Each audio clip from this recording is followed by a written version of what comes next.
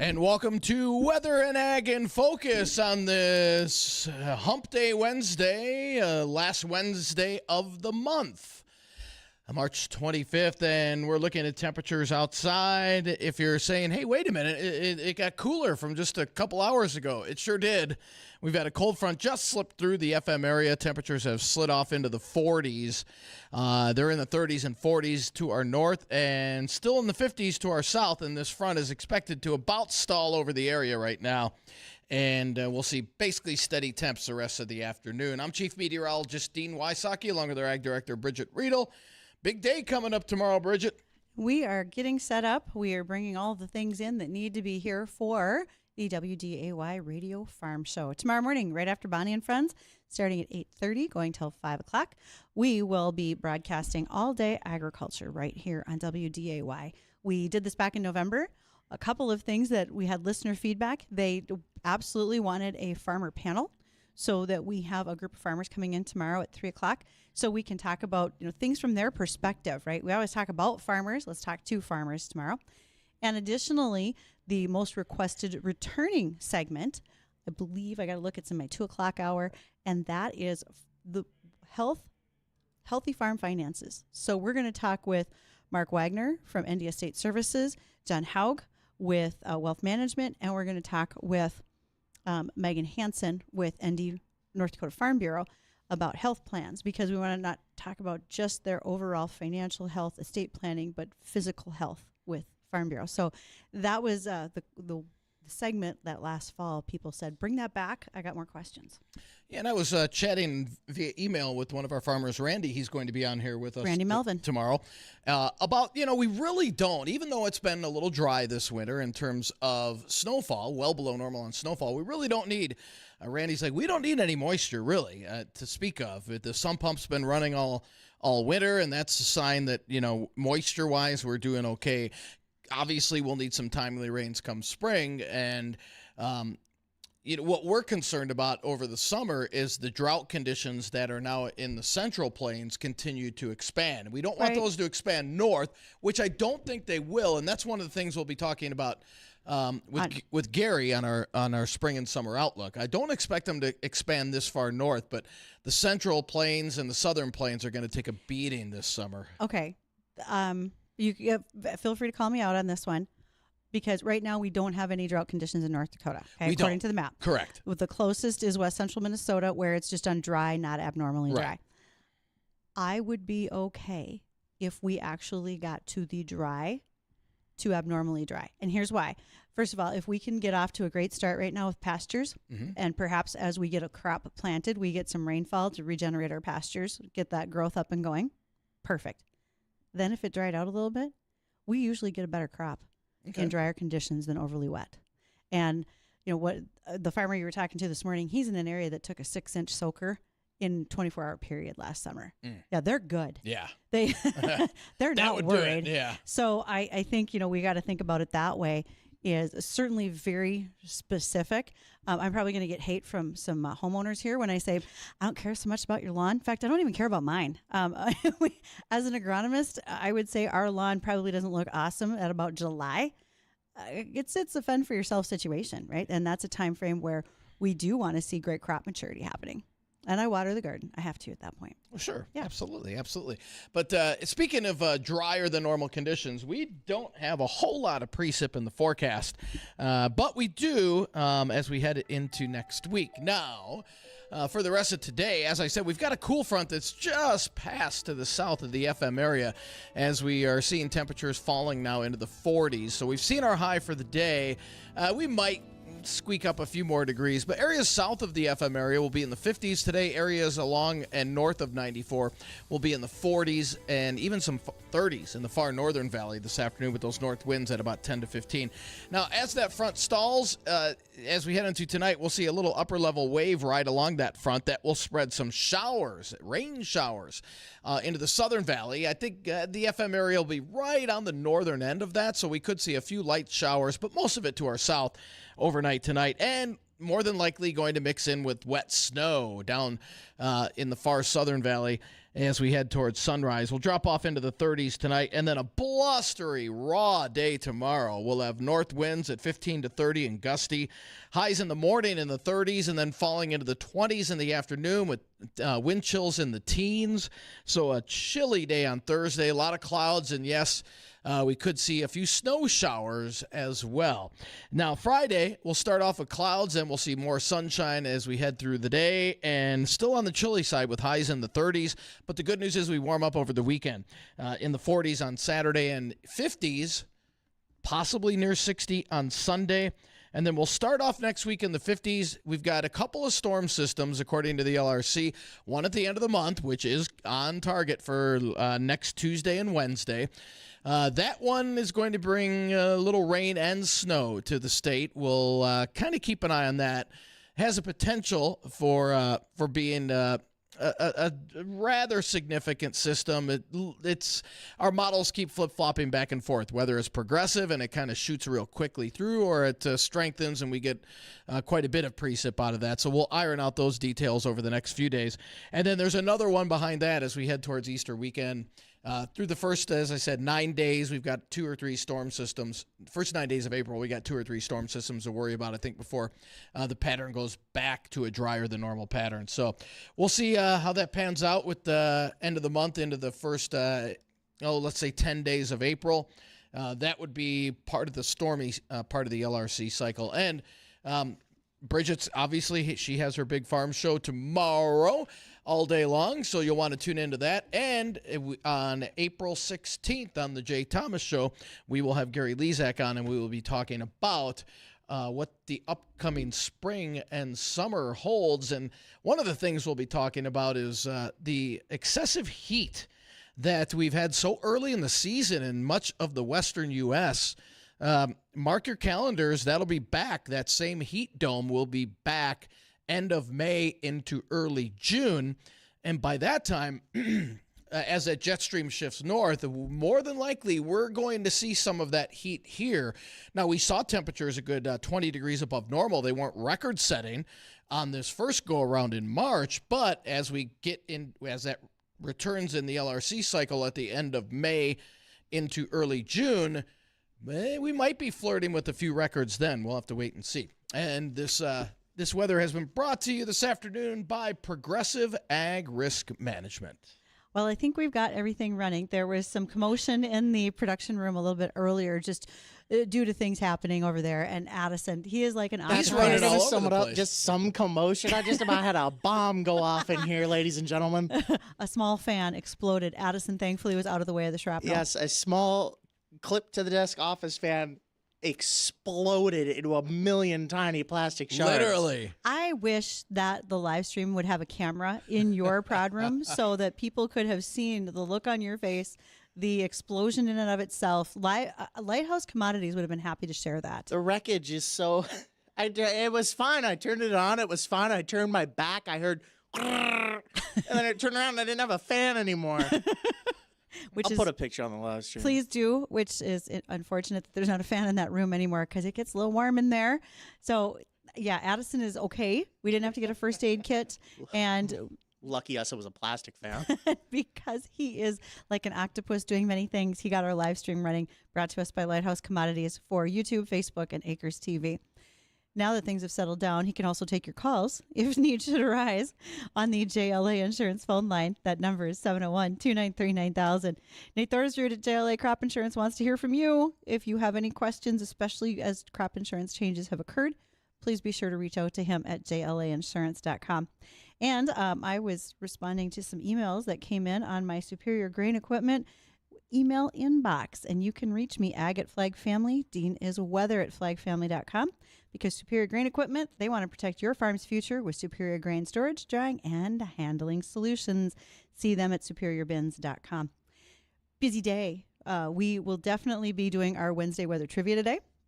Additionally, we will be joined by Chris Sherman with Tech Support Farm, and we'll visit about not only the fence check assessment, but there's some greater details.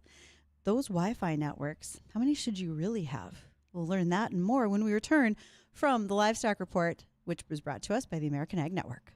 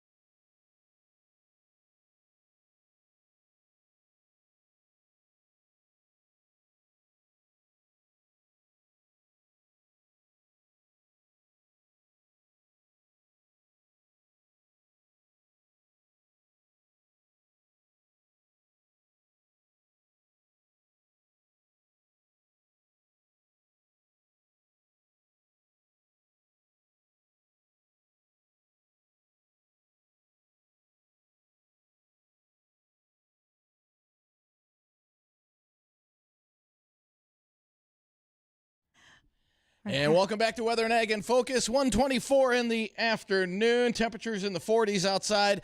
It's a moment of silence for Addison's fan that exploded in the other I hope room. people got to see the carnage. If you're watching us on live stream, we've got pictures of the exploding shrapnel, and you're going to need to wear a helmet in there next time, buddy. I've got one now. You did, yes. That's right. Oh, now that'll help. Part of the fan will That'll help protect you. Lucky me, only the front of the fan was metal, and that piece flew off when the fan exploded. Wow. I brought you both some plastic over our break. Some viewers might have noticed the commercial break ran a little long. I'd extend it. I brought you some plastic shards of the fan to show you just how brittle it was. The plastic that made up the fan had become. I think just the speed of which it spun, it tore itself apart. Yeah. And basically became a grenade. Well, I'm glad you're safe, and thank you for putting those things on the Lighthouse Commodities live stream because people need to see this type of thing. What a day it's been. What a day. What a day. Well, we've got Kevin on line one. Kevin's got a question. Kevin, what's going on? This is for you, Dean. Oh, boy. And you keep this up with Alex. The high heat we're going to get is because of the lack of contrails, okay? And then... contrails or chemtrails? Chemtrails, sorry. Okay. The lack of them? Yes, because we're not covering enough seating, and you know what? And they failed, and so we can't cool the planet off. Aha. And then Pecos Bill, he's in retirement, so he ain't steering tornadoes or hurricanes anymore. So keep it up. Anyway, I just wanted to say thank you, Dean and Bridgette and Addison. And my wife and I came up yesterday at 9:25 in the morning and picked up our gifts. And those trivia things are fun. But excellent. I just want to say thank you for the show and the whole thing on WDAY. It's hard to go between Fox or between the flag and listen to these people and then get back to you guys. It's all day long for us. Thank you. Enjoy it. Thanks, appreciate it, Kevin. Thanks, Kevin. Hey, and congrats on the prizes as well. Yep, thank you. All right, you bet. And we've got Todd on line two. Todd's got a question. What's going on, Todd? Dean, I have a specific question for you. All right. Based on your forecast, I'd rather wait and get an answer now if I could versus waiting for Gary. Sure. I've got one of those fancy-dancy rain gauges. Okay. And I've taken it down for the winter. Okay. And my backyard now is snow-free. When would you say it would be a safe time to go out and put it up so I can start measuring rain and not snow and not have it freeze up? Wow. Well, I would wait until after this weekend. That's number one, because we do have a hard freeze coming in Thursday night and Friday night, so that would not be good. And we've got a couple of storm systems, one at the end of the month, another one Easter Sunday, and then it looks like another one after that. So I would say if you're now, and a couple of those storms might be rain, but then we get a quick freeze behind it. So you don't want that freezing up, like you said. And so I would wait until after about April 9th or 10th. I think after that we're going to be on a more steady course to opposed to this up and down roller coaster ride that we've been on. Now, would it be possible? You said that we could have rain and then a hard freeze after it.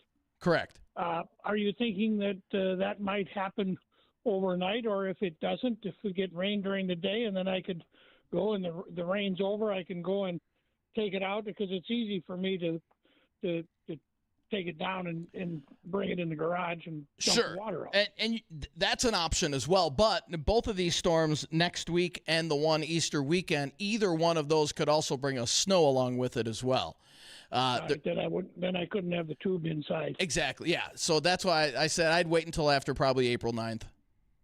Either that, or I could just measure the snow out of it, and then get the tube out and put the snow equivalent into the tube. That would work. That would work as well. Yeah, but yeah, we're not done with the freezing temperatures just yet. Not quite. Okay. Thank you, Dean. Thanks, Todd. All right. So, and like Todd said, yeah, make sure to tune in on April 16th, as we'll have Gary on the Jay Thomas Show for our spring and summer outlook. And are you all ready for your big show tomorrow, Bridgette? I think we're good. In fact, we've on the break between midday and so forth, we were bringing in some of our decor because we like to have some things that are fun to see. So everything from crop samples to the Fisher Price barn to my dad's tractor and drill. So we got a lot of cool things going on, and looking forward to all of the list of guests that we've got for tomorrow. I've got that printout on the desk in the weather office. You got a long list. We got a long list. That's good. And I'm very excited to see all the folks that are going to be joining us through the day. Good deal. And it is Wednesday, so that means Wednesday weather trivia. So let's hit this now. Do we have time, Addison, or you want to wait till the... We've always got time. We always have time. As he says, as he waves more shrapnel around from the fan in I there. don't understand what kind of catastrophe is befalling me in here today. So here's a chance to win one of our Darter plastic bait up cups. I'll tell you, if you like fishing, this is a perfect tool to have in your tackle box for sure. So here is the question. Today's weather trivia. How many F5 tornadoes have hit the state of North Dakota? 72. How many? At least a few. And let me kind of pinpoint that. Since 1950. Since 1950, how many F5 tornadoes have hit the state of North Dakota? 72. Is this a trick question? 701-293-9000. Not a trick question. It's not a trick question. There have been some. Yeah. So how many? I'm sure everybody is familiar with the one that hit Fargo in 1957. So, but that's the question. So there's one. There's at least one. Yes. Caller, line one. What's your name? Mike. Mike. What is your guess? How many F5 tornadoes have hit the state of North Dakota? Well, there was one last summer, so I'll have to say there has been two. There have been two. Correct. Actually, the one in Enderlin. Are you talking about the one in Enderlin last year? Yes. Okay. Was that ranked? Was that did that make Yeah. EF5? It went That to did F5, make I believe. EF5. Okay. So you are not correct, Mike. I'm sorry. You are not correct. I mean, I'm just guessing this off the top of my head. No, I so. thought that was an EF5, and It did get rated that, yeah. It did, I thought it got rated an EF5 Later after it happened. Correct. Yeah. So Mike just wants to know if he won. Mike, sorry, you are not correct. I'm sorry. So yeah, we'll see if this next caller has it. If not, call back. All right, caller, what's your name? What's your guess? Dave. Dave. I'm guessing three. It is, yes. North Dakota has had three F5 tornadoes. Obviously, the one in 57 that hit Fargo, one in 1953 that hit out around Fort Rice, which that was two fatalities, and then the one in Enderlin. So, yes, you are correct. Three F5 tornadoes have hit the state. Let's hope we don't get any this season. Actually, Dean, I believe the question was how many F5 tornadoes and how many EF5 tornadoes? Well, it was F5, then it got recategorized to EF. Don't be a smart aleck. That shrapnel's hit you in the head, I think, You a little didn't bit. say EF5, you just said F5. You know Doesn't what? Count. Doesn't count. Yes, it does. Yes, I make the rules, and that's what we're My going show. with. Dean's lost my Yeah, privileges. Oh, and Addison shut him off just like that. Yes, he and did. then we're going to go to the news, and then we'll come back. Is that what we're doing? Yeah. Tell Dave. Yeah, Dave, hold on. Addison's going to get your information, okay? Then we'll be back. Chris Sherman will join us shortly.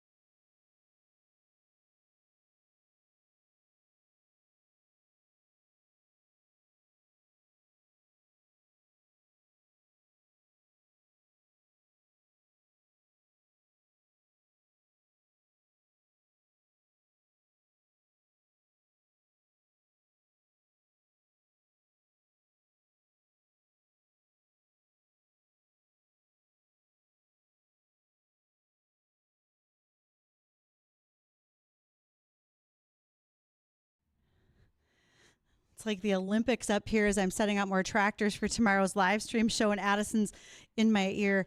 14, 13, 12. Get to your spot. It's one of Put my your headphones favorite. on. There are two things I love to do during WAG. One, turns Dean Mike off when he's in the middle of saying something. Yes. And two, giving you both anxiety. Thank you very kindly. But the guy who doesn't give us anxiety, who actually fixes our problems, is our guest, Chris Sherman, Tech Support Farm. Hey, Chris, thanks for hanging out with us today. All right. Absolutely. Let's talk about Wi-Fi networks. We all have one, and everybody's on it. And Yes. that's maybe bad. Yeah. Oh, well, I mean, it's not bad, right? Okay. Sharing is caring. But That's the the spirit. problem is that sharing is also a lot of times going to open you up to liability. So, for us, we recommend, guys have a farm network, for the farm, but then we also think that it's important that you have a Wi-Fi network for your kids and your employees and the hired help. All right. So when you say Wi-Fi network, we're not just talking about like the router, right? One of the most abused pieces of equipment in a farm shop. So explain the difference between the router to the network. How do I have multiples at a location? Okay, so first off, your internet comes in through what's called a modem, and then the modem sends the internet to the router, and the router is really what is going to provide, the hardwired connections for you, and that plugs your computers in, your printers, and that sort of thing. That creates your general, local network. But your Wi-Fi, if you have everything on the same Wi-Fi, all of those pieces of equipment that you have on your network are all visible. So your computer can now see all of your employees' computers. They can see their cell phones, anybody that's on that Wi-Fi. And yes, your router does manage that. So you'll notice in your settings that it says, you can turn on guest Wi-Fi. That's the same concept. Only in this scenario, it's not turning on the guest Wi-Fi. You're just adding another Wi-Fi network, and you're keeping that segregated to the side so that employees can't actually see all the devices that are on your main network. And Chris, like when it comes to technology and all this, I'll admit I'm an idiot. So, I've been told that if you're working from home, it is important to have what's called a VPN. Is that correct? Are those necessary to have if you're working from home? I mean, if you're working from home, not necessarily. Really, your security at home is going to be a lot more important. I mean, how can I say this? In a farming instance, it's probably not important, mainly because you're not linking into a farm. Now, if you have your accountant or your bookkeeper or maybe an office manager that is working from home, then yes, we do think that setting up an inter-office VPN is a definitely an important thing to do. Okay. But most guys are not doing that. If you're, the big thing that we're pushing is separate those networks. So if you have the shop, have the farm Wi-Fi out there, and have employee Wi-Fi out there. That way the employees log into theirs, and if they get a virus or download anything, it's going to stay inside of that pool of devices. It's not going to migrate over to your farm devices. And again, same thing with the house. Have the same farm Wi-Fi for the house, but then have a Wi-Fi specifically set for the kids, because just the same concept as kids come home from school with germs. They have horrible little digital footprints, and they end up downloading viruses, and nobody needs that. Good Lord, they're bringing home cyber germs, real germs. Yeah. Oh. Yes. So really, this is about isolation, about keeping those groups separate. Correct.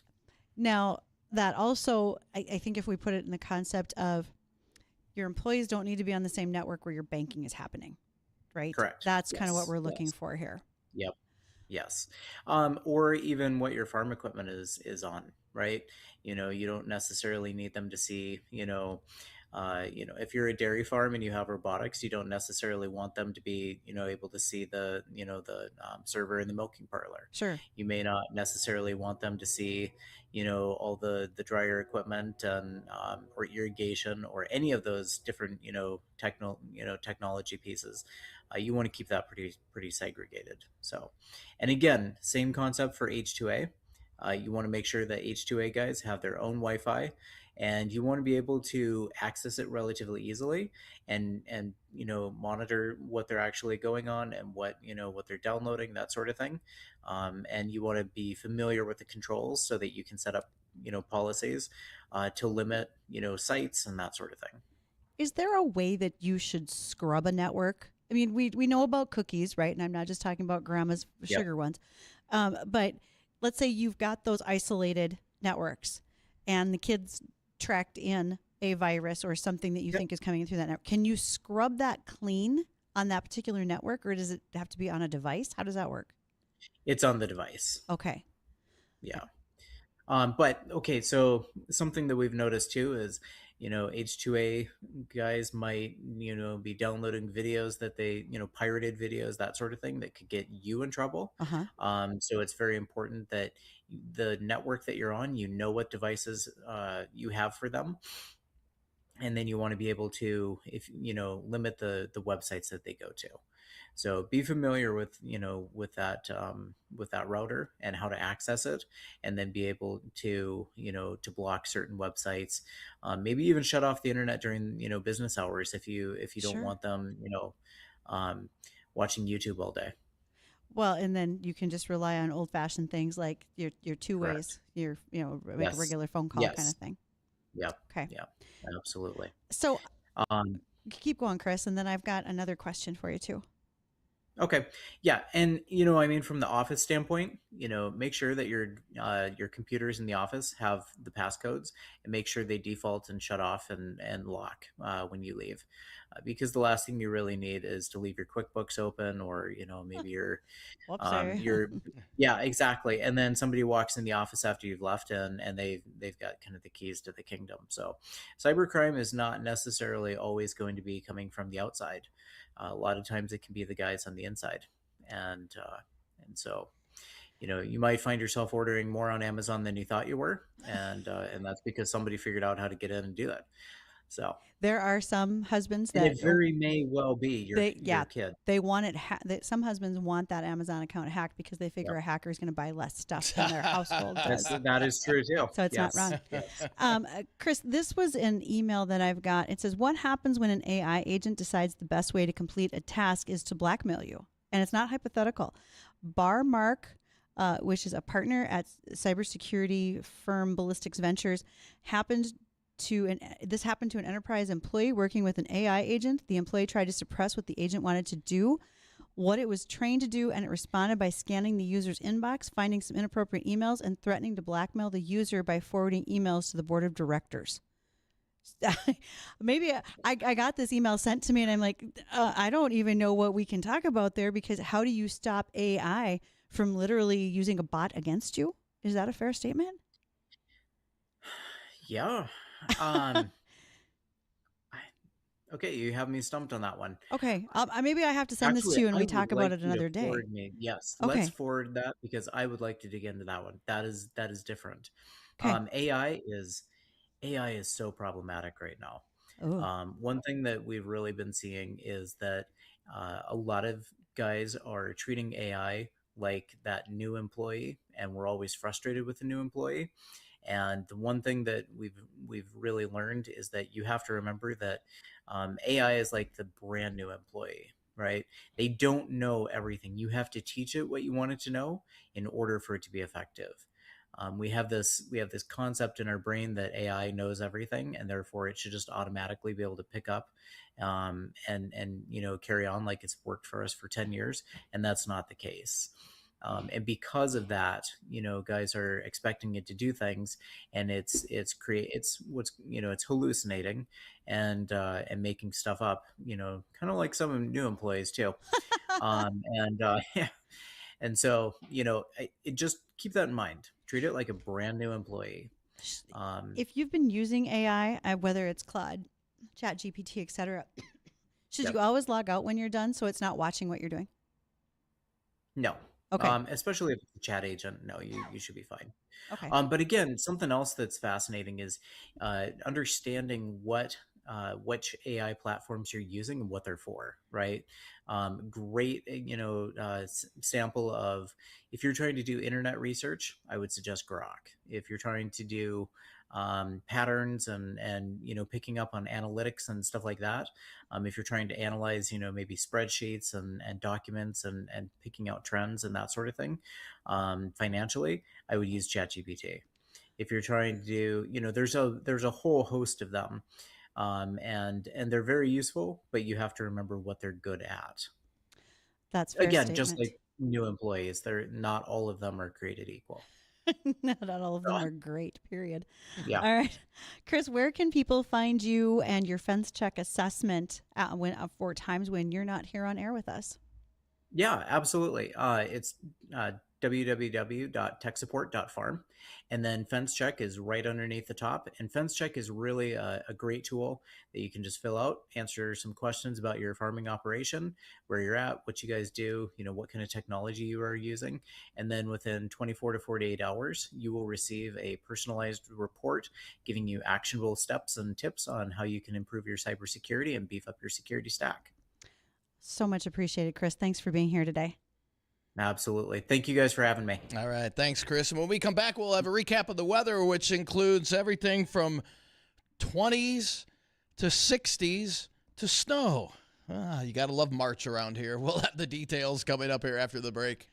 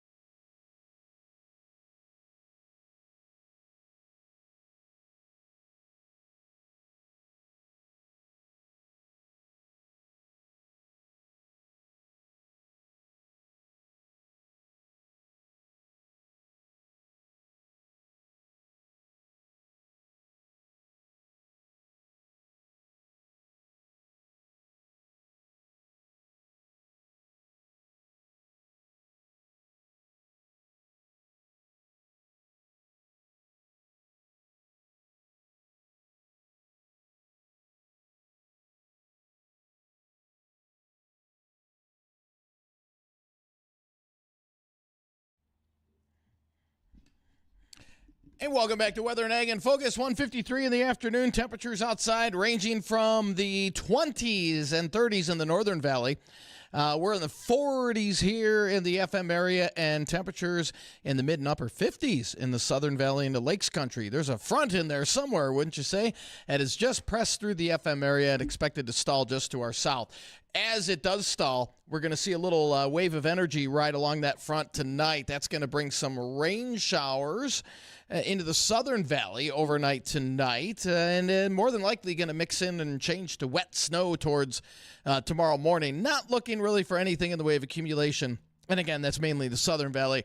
And then another little upper level wave will ride across the area tomorrow afternoon when colder weather is in place. Could give us a few snow showers tomorrow afternoon. We'll start tomorrow with highs in the 30s and then fall throughout the day. We'll have wind chills tomorrow. Yeah, we're talking wind chills again in the teens. And then a cold Friday with temperatures only in the 30s. And the weekend does start to warm up. 40s on Saturday, 50s to near 60 on Sunday, and then a mild start to next week. And then there's going to be a pattern change, and the LRC has 2, possibly 3 storms through the first 10 days of April. That big ridge, that big heat ridge that's been parked over the west with just shattering record heat, that's going to break down, and we're actually going to see storms enter the west coast. This is good news for the Rockies because this will give them some much-needed moisture. But that usually activates, it turns into a more active cycle, an active weather pattern for our area and areas just to our south. So we'll see exactly how that pans out for us. But we've got about 3 storms between the end of the month and about the 9th and 10th of April that we'll be keeping a close eye on. So we get into a more active part of the LRC cycle here from the end of the month through about the 10th of April. So, yeah, hopefully, I don't know. I'd rather see rain than snow, but there's some indications that, yeah, we're more than likely going to see some snow out of that. Boo. It's going to happen. I know. It's not going to last long. No, I don't think it's a No, worrisome situation. That's the good thing. Okay, National Ag Week. We are celebrating all week long, and I have all sorts of little fun facts for us. So, first of all, agriculture uses about what % of the world's fresh water supply? What do you think? Fresh water. We know there's lots and lots of salt water. Right. But how much fresh water would we possibly be using? Addison? Addison's like, I don't know. I'm trying to protect my head in here in case something falls apart again. Yeah, anything else could explode in your nest. Momentarily, things could happen. Computer. I don't know. Okay. I have no idea. There's people shouting at their radios, I bet. 60. 70. 70? 70% of the world's fresh water supply. Now, we also recycle a high percentage of it. I was not going to guess a number that high. Okay. Oh, a little surprising. Okay, so how about carrots? Let's talk about carrots. They were originally a very different color, but the orange carrots were bred in the Netherlands in the 17th century. Originally, they were purple, yellow, and white. Would you eat a purple carrot? I don't know if I'd trust a white carrot. Seems odd. I thought that was just a rutabaga. Do they, right? Or parsnip. Do they sell those anymore? Obviously not here, but overseas? I have seen heritage seed for other colors like that. Okay. You can get purple potatoes. A purple carrot. Uh-huh. Yeah. A white carrot to me probably is just a parsnip. I don't know why, but mentally I feel like a purple carrot would taste oniony. That would be the concept that you have? Yeah. Okay. Well, that's one way to look at it. Chickens. Remember how we all love chickens. But once again, I am pointing out, put the chickens down. Stop carrying them around. Chickens also come in white and purple. But, they're not made to be prancing around your kitchen. Chickens are very intelligent. And I know I've asked this question before, so I'm going to see if you two remember. How many different faces can a chicken recognize? This is both human and animal. Oh, no. Believe it or not, they're surprisingly intelligent, although you wouldn't think so on most days. How many faces can they recognize? Yes. How many faces? Well, I'm just going to throw out 10. 15. 100. I remembered it was going to be something stupid. I It's remember us really talking about high. this last time, and I remember it's Yes. going to be a really high number. But Yeah, Wow. super high. I mean, for a chicken. I don't trust Now, how chickens. do I they- see the way they look at How, people. how do they know that? I mean, how can they calculate that? Foghorn Leghorn told him. Okay, that makes sense. How else would they do it? Jeez. A survey. Hey, do you recognize this person? Absolutely. Peck 1, 2, or 3. Okay. Well, that'll do it for today's Weather and Ag in Focus. Want to thank everybody for joining us. Don't go anywhere. The Jay Thomas Show, it's coming up next.